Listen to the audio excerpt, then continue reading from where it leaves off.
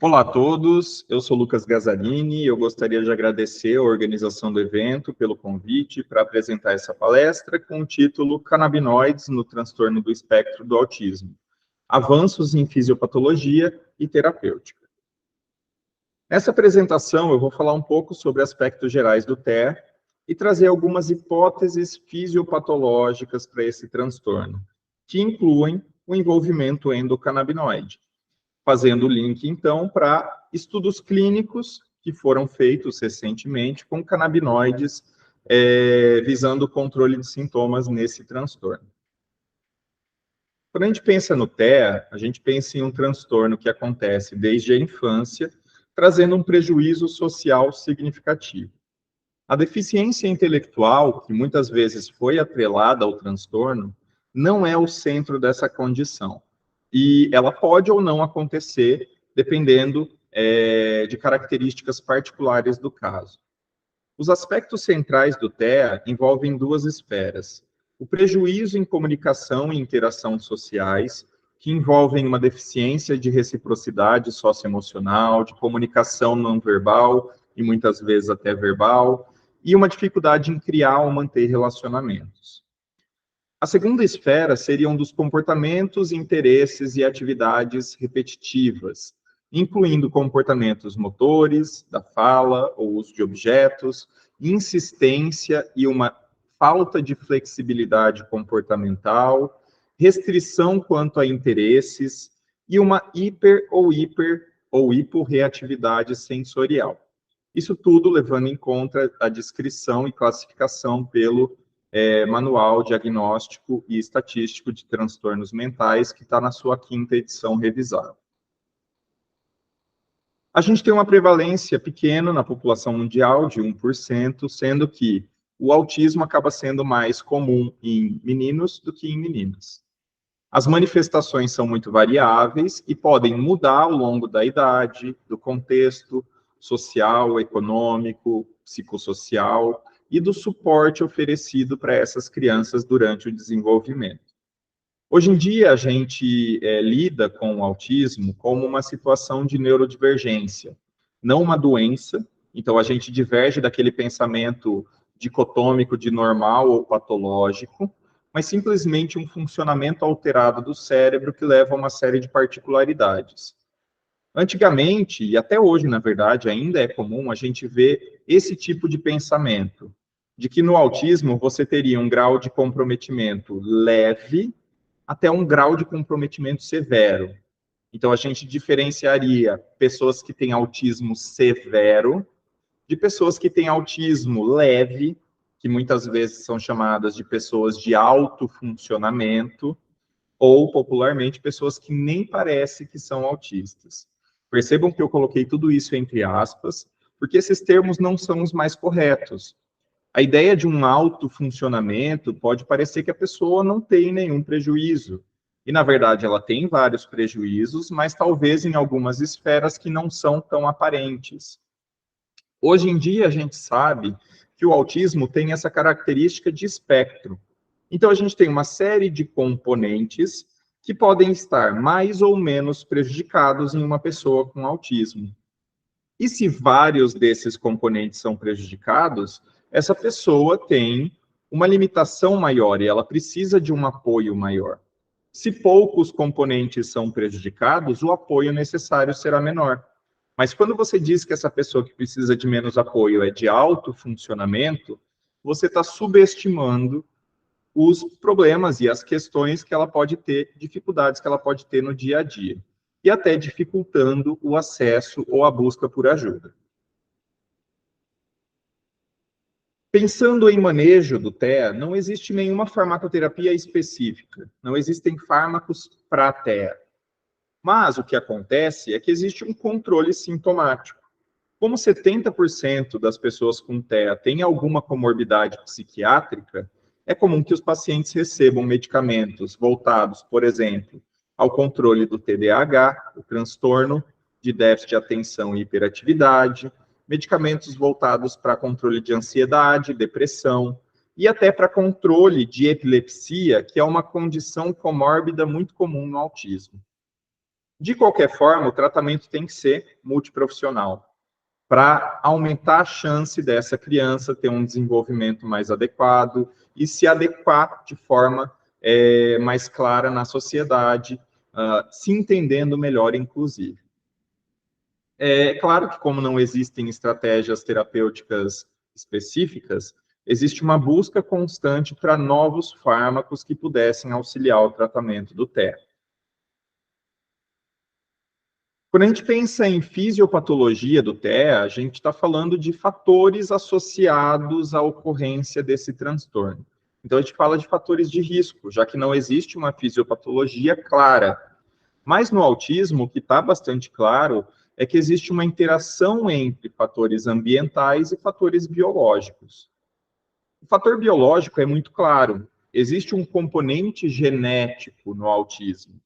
Mas esse componente genético tem uma penetrância baixa, ou seja, a simples presença de genes que predispõem ao autismo não é suficiente para definir a presença dessa doença.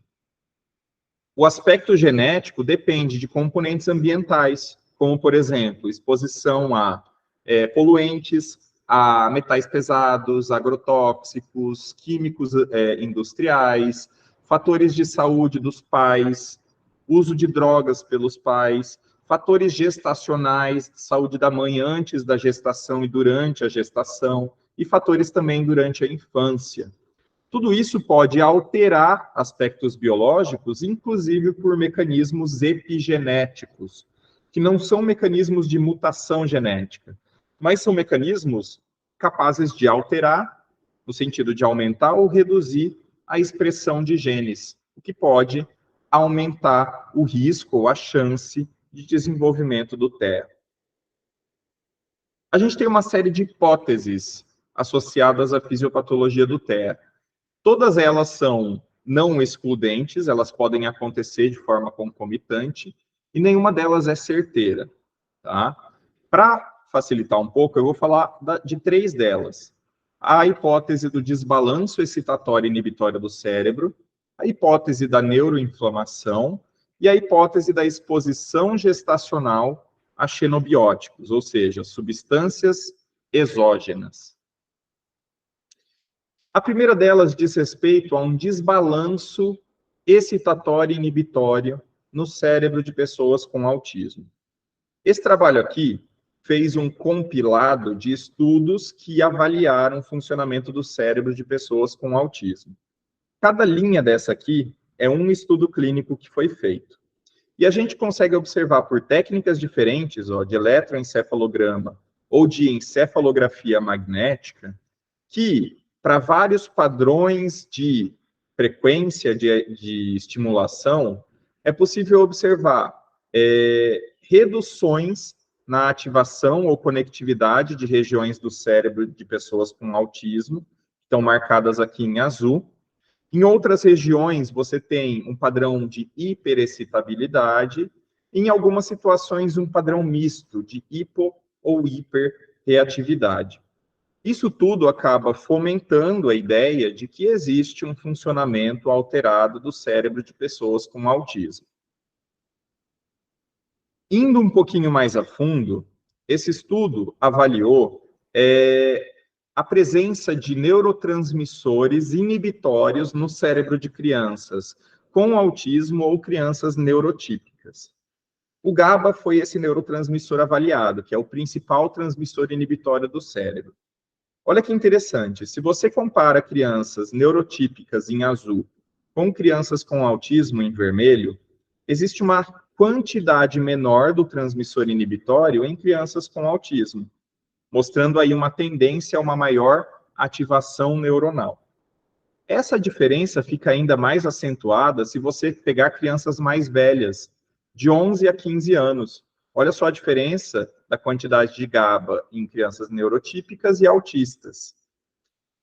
Se você faz uma relação entre a quantidade de GABA e a idade desses pacientes, fica claro que crianças neurotípicas têm um aumento na quantidade de GABA conforme elas ficam mais velhas, ou seja, há um aumento nesse transmissor inibitório. E esse padrão não acontece no autismo. mesmo que essas crianças fiquem mais velhas, o nível de GABA permanece inalterado, mostrando que, de fato, existe uma hiperativação neuronal nessas crianças com autismo.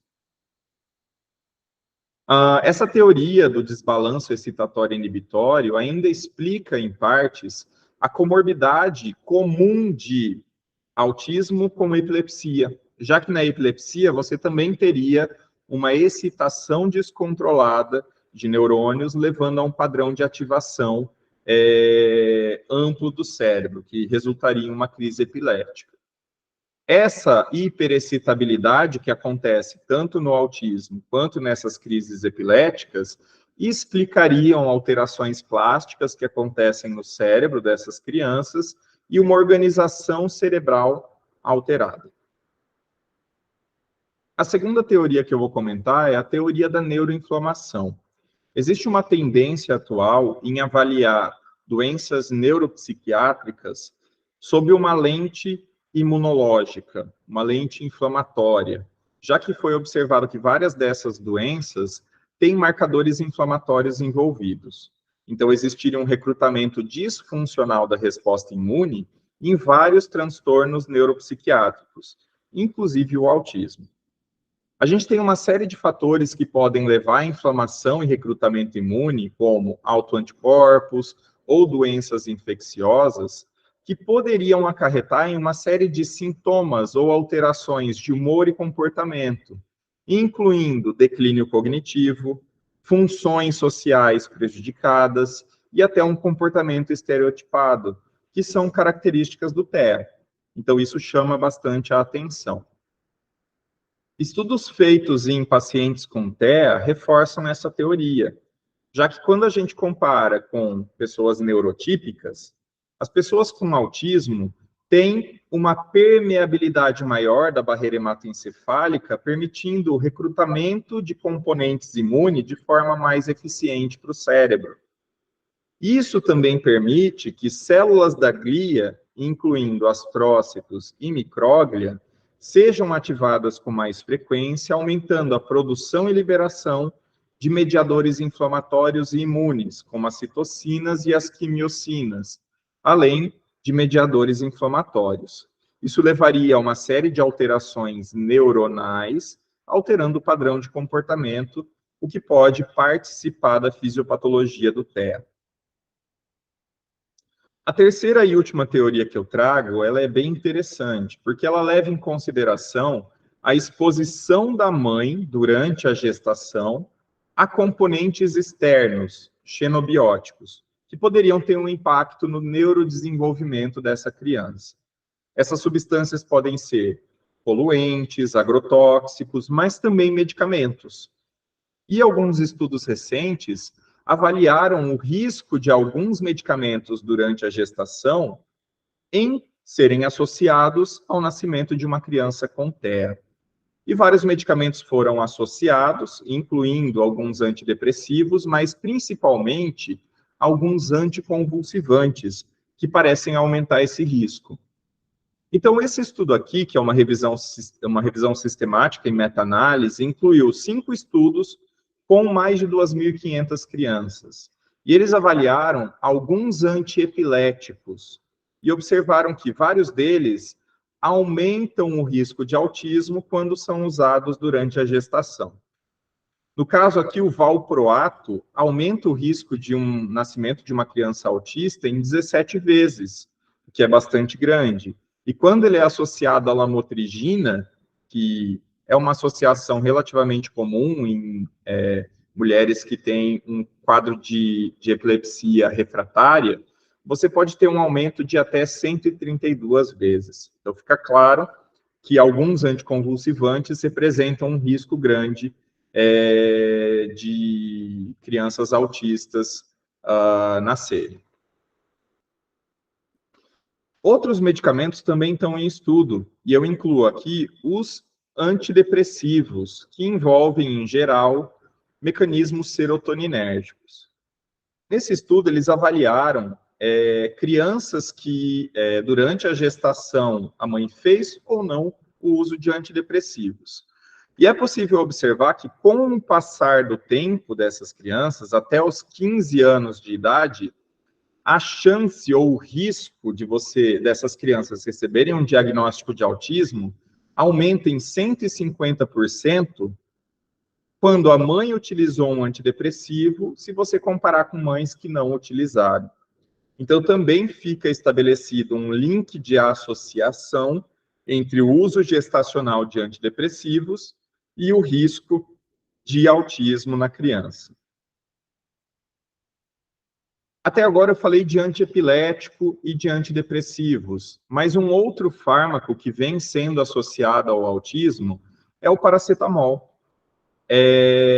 Vários estudos têm associado o uso de paracetamol durante a gestação com uma chance aumentada de autismo na criança. Essa associação, gente, não é causal. Não quer dizer que se a mãe usar o paracetamol, a criança vai nascer com autismo. Mas é uma associação. Então, o paracetamol está entre as substâncias que podem ser associadas ao TEA. Eu chamo atenção para o paracetamol porque recentemente foi descoberto que o paracetamol tem metabólitos ativos, incluindo o AM404, que é um agonista canabinoide. Então, o paracetamol é convertido a esse composto canabinoide, que pode, inclusive, mediar o efeito analgésico dessa substância.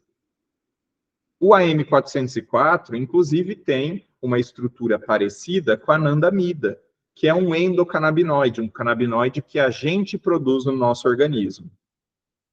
Então, pensando que o paracetamol tem metabólitos canabinoides e que o paracetamol tem uma associação com o TEA, pensando nessa exposição gestacional, será que os canabinoides poderiam ter um envolvimento fisiopatológico com esse transtorno? Então, antes de falar disso, eu trouxe um pouquinho sobre o sistema endocannabinoide, que é o sistema endógeno para a produção de canabinoides no nosso corpo. A gente tem a produção de dois endocannabinoides, a anandamida e o 2-araquidonoilglicerol, o 2-AG, que são produzidos por enzimas neuronais e liberados, levando à ativação de receptores canabinoides, que são receptores inibitórios, que são, inclusive, os receptores mais presentes no cérebro, para fazer a modulação do funcionamento nervoso, e chama atenção para o receptor do tipo CB2, que além de estar presente no cérebro, tem uma participação muito grande em controlar respostas imunes, inclusive fazendo uma relação com aquela teoria da neuroinflamação que eu comentei anteriormente. Então, alguns estudos, em 2013, começaram a avaliar se existe uma relação entre o autismo e canabinoides endógenos. Nesse primeiro estudo, compararam a expressão de genes da via canabinoide em crianças com autismo ou crianças neurotípicas. E observaram que nas crianças com autismo, existe uma deficiência na enzima que produz anandamida. Ou seja, isso sugere que os níveis de anandamida são reduzidos nessas crianças. Ao mesmo tempo que você tem um aumento na expressão gênica de genes responsáveis pela produção de receptores CB2, que são justamente aqueles envolvidos com a resposta imune. Quando avalia-se a quantidade desses receptores CB2, observa-se que, de fato, eles têm um nível muito maior quando comparado a uma criança neurotípica. Nesse outro estudo de 2018, observaram que níveis no sangue de anandamida são menores em crianças com autismo comparando a crianças neurotípicas. E quando a gente coloca em um gráfico de relação entre a probabilidade dessa criança receber um diagnóstico de autismo com as concentrações plasmáticas da anandamida, a gente consegue observar que quanto menor o nível de anandamida, maior é a chance dessa criança receber um diagnóstico de autismo, estabelecendo aí uma associação entre os níveis plasmáticos desse endocannabinoide com a chance de ter um quadro de autismo.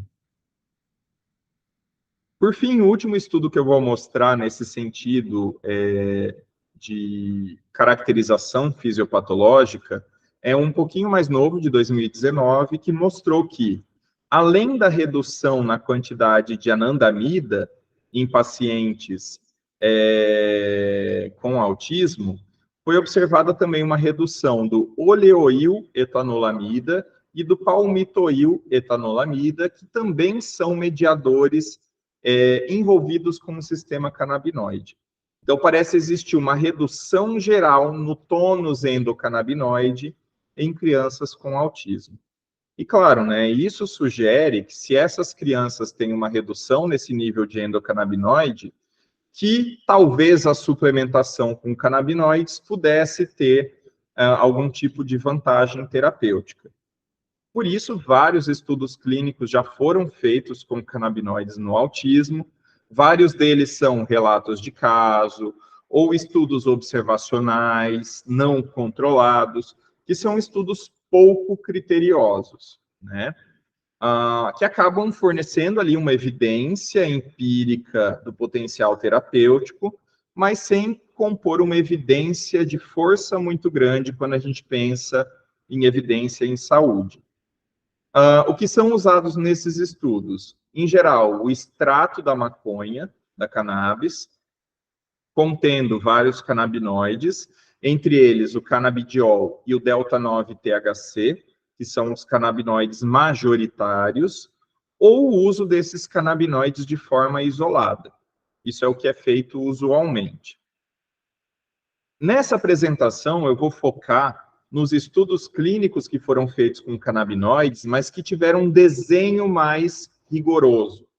Estudos randomizados, controlados, duplos cegos, ou seja, você não escolhe quem vai receber o extrato da maconha ou placebo, para poder comparar, controlado, porque algumas pessoas vão receber placebo, para você poder fazer essa comparação, e duplo cego, porque nem os pacientes e nem os pesquisadores sabem na hora da pesquisa quem vai receber o extrato da maconha ou o placebo. Então, são estudos considerados padrão ouro para avaliar a eficácia dessas drogas. Eu encontrei 5 estudos de canabinoides com TEA, seguindo esse rigor aqui. 3 deles de 2019, 2 deles de 2021. Se vocês tiverem curiosidade para encontrar esses estudos, eu trago aqui o QR Code para vocês escanearem e verem um pouquinho mais. Eu vou falar um pouquinho desses 5 estudos. Começando com 2 deles, que eu vou passar um pouco mais rapidamente. Por quê? Nesses 2 estudos de 2019, observaram que o uso do canabidiol leva a um padrão de ativação do cérebro diferente entre pessoas com autismo ou pessoas neurotípicas. Então, esses 2 estudos mostram regiões do cérebro que são ativadas com um padrão diferente frente ao uso desse canabinoide. E mais interessante, que esse padrão é diferente entre autistas e neurotípicos. Então, esses estudos são preliminares, mas eles mostram que pode existir uma base neuroquímica para a ação do canabidiol em pessoas com autismo. E isso acaba reforçando também a hipótese da conectividade encefálica desbalanceada em pessoas com TEA. O terceiro estudo avalia a canabidivarina, que é outro canabinoide presente na cannabis. Sendo que, nesse caso, eles usam uma técnica de espectroscopia por ressonância magnética e conseguem avaliar a quantidade de glutamato no cérebro dos participantes. Eles observaram o núcleo basal, que tem uma relação clara com funções executivas, que são prejudicadas em pacientes com autismo. E olha que interessante, eles comparam e fizeram aqui uma relação entre a quantidade de glutamato nessa região do cérebro nos pacientes antes de receber a canabidivarina e qual é a redução de glutamato depois de receber esse canabinoide. E olha que interessante, Em azul, a gente vê os pacientes com autismo. E é observada uma relação clara. Quanto maior a quantidade de glutamato no cérebro antes de usar o canabinoide, maior vai ser a diminuição desse glutamato ao usar esse canabinoide. Ou seja, a canabidivarina normaliza ou reduz a quantidade de neurotransmissores excitatórios em quem tem autismo. Mas esse padrão não acontece em quem é neurotípico, que é essa linha aqui em laranja. Independente da quantidade de glutamato no cérebro, usar a canabidivarina não altera essa quantidade. Então, isso é bem interessante, porque reforça os estudos anteriores de que o efeito de canabinoides pode ser diferencial no cérebro de pessoas autistas. O quarto estudo que eu vou trazer também usa a canabidivarina como substância avaliada e avalia, de novo, o padrão de conectividade em regiões do cérebro, regiões estriatais, que são regiões associadas com funções executivas.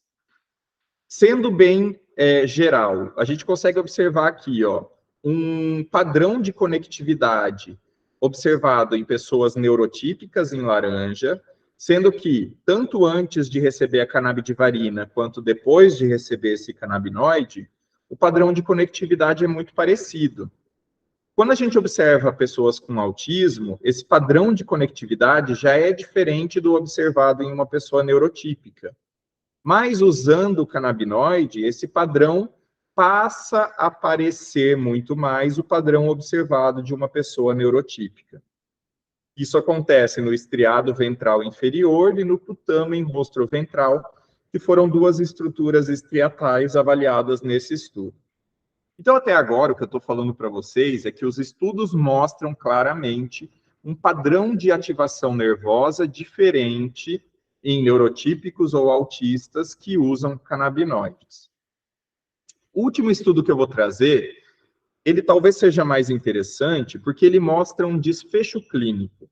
Então, não vai só avaliar um padrão de atividade do cérebro, mas avaliar comportamentos e melhoras clínicas frente ao uso de canabinoides. Então, para esse estudo, fizeram um tratamento de 12 semanas, 3 meses, com canabinoides, sejam canabinoides isolados ou puros, ou canabinoides presentes em um extrato bruto de cannabis. Nas duas condições, a quantidade de canabidiol é 20 vezes maior do que a quantidade de THC. E a gente tem ainda um grupo que recebeu placebo, uma substância inerte, para poder fazer a comparação. Nesse estudo, em geral, a média de idade dos participantes foi de 11 anos. E ao longo desses meses de tratamento, foram avaliadas uma série de escalas de comportamento, escalas de melhora clínica para sintomas envolvidos com o TER. Esse aqui é um dos gráficos do estudo, em que eles mostram a porcentagem de participantes com resposta positiva frente a uma das escalas usadas, que foi uma escala de melhora global clínica, avaliada por um médico. A gente observa que a melhora foi muito maior em pacientes que receberam o extrato da planta ou canabinoides isolados, quando comparado ao grupo placebo, que recebeu uma substância inerte. Mas que esse efeito é ainda maior naqueles que receberam o extrato da planta. Esse mesmo padrão se repete em uma escala de avaliação de impacto em responsividade social. Então, componentes sociais do autismo também tiveram melhora usando o extrato da planta. Pode parecer estranho um extrato ter um efeito melhor do que canabinoides isolados, mas isso já é um efeito bastante explorado em estudos anteriores.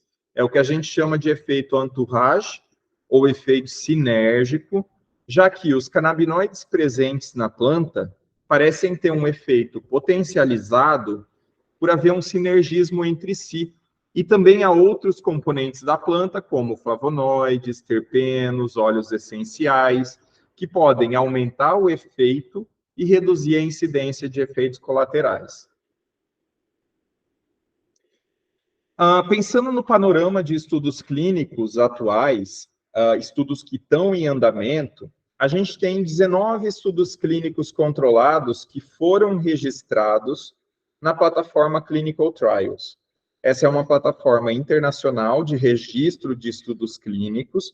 Não é obrigado registrar, mas a maioria dos estudos clínicos hoje em dia fazem o registro nessa plataforma. Então, buscando por TEA e canabinoides, a gente encontra 19 estudos. A maior parte desses estudos são estudos de fase 2, ou seja, de fase intermediária, com rigor um pouco menor na avaliação da efetividade dessas substâncias. Poucos desses estudos são de fase 3, que são aquelas fases mais rigorosas, geralmente antes da aprovação de um medicamento pela Anvisa, pela FDA, enfim. Quando a gente pensa no andamento desses estudos, a gente vê que uma parte significativa deles está em andamento nesse momento. A gente tem 5 deles em estágio de recrutamento, recrutando pacientes para participar, e 6 deles em estados ativos, ou seja, eles estão acontecendo agora. Isso é interessante porque reforça a ideia de que nos próximos anos a gente vai ter vários resultados de estudos clínicos sendo publicados. Como conclusão, eu reforço para vocês que existe um racional teórico e fisiopatológico para se usar canabinoides no autismo. No entanto, ainda essas evidências são fracas. A gente tem um número pequeno de estudos, com um número pequeno de pacientes, e não existe um rigor muito grande metodológico.